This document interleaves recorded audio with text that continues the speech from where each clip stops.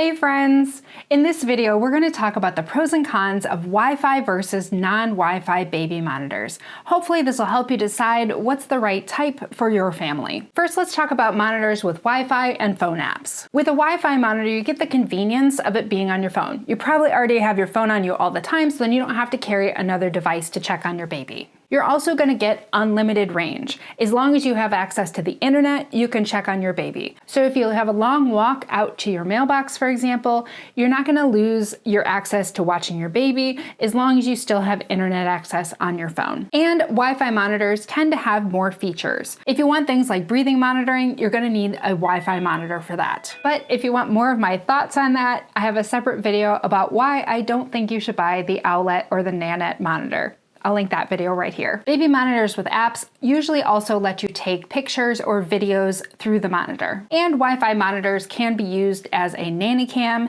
where you can keep an eye on things when you're not home with the baby. All right, now for the negatives of the Wi-Fi monitors. A Wi-Fi only monitor makes it harder to hand it off to a babysitter. You're gonna have to set up the app on their phone or have an extra device like a tablet around the house that they can use while you're gone. Wi-Fi monitors also depend on your Wi-Fi stability. A lot of people have trouble with their Wi-Fi not being very reliable in their home, and you can lose connection to your baby monitor frequently because of that. And Wi-Fi monitors are hard to travel with. If you have to connect it to a hotel Wi-Fi, that's not going to be very convenient. And Wi-Fi baby monitors have security concerns. I think some of these are pretty overblown, but it is true that there is a camera inside your house that's streaming to the cloud.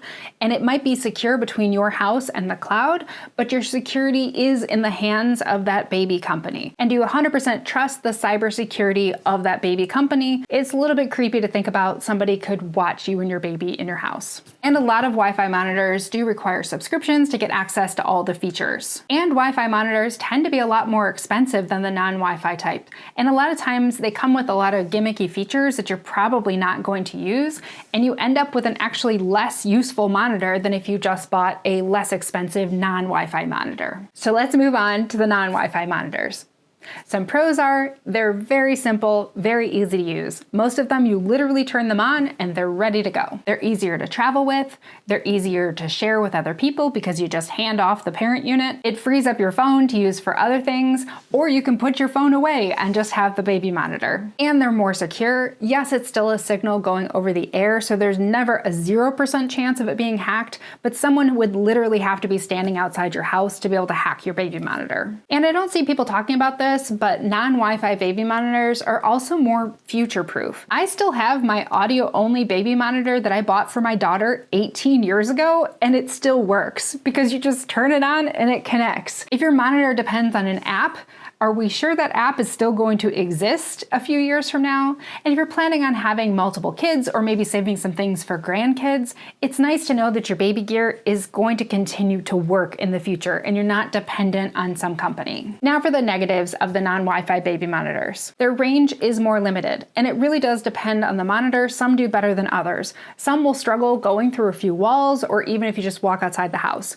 But I have tested quite a few that have a nice long range, and you could definitely get through any reasonable sized house. They are also more prone to having some interference problems. If you have a lot of internet connected devices in your house, that can interfere with the signal of the baby monitor, and non-Wi-Fi baby monitors are going to have a lower quality video signal than a Wi-Fi one. That's because the non-Wi-Fi connection cannot handle a full 4K stream. But I've looked at a lot of different baby monitors, and especially in the dark, all the high quality ones look about the same. You don't really see a huge difference between a 4K stream and a 1080p stream. And non-Wi-Fi baby monitors do tend to have fewer features than the Wi-Fi ones. There are a few monitors out there that are hybrid, meaning they have a local parent unit that works locally and they also have an app that works over the internet. Down below, I'm going to leave a link to my favorite hybrid baby monitor and my favorite non-Wi-Fi baby monitor. That is an affiliate link, and if you buy anything through it, I would earn a commission. But when it comes to all these categories of monitors, they're not all made the same. If you want to see more about all the non-Wi-Fi baby monitors that I've tested, next up, check out my video about the best non-Wi-Fi baby monitors. I'm going to leave the link to that one right here. Hopefully that one will help you figure out which is the right one for your family.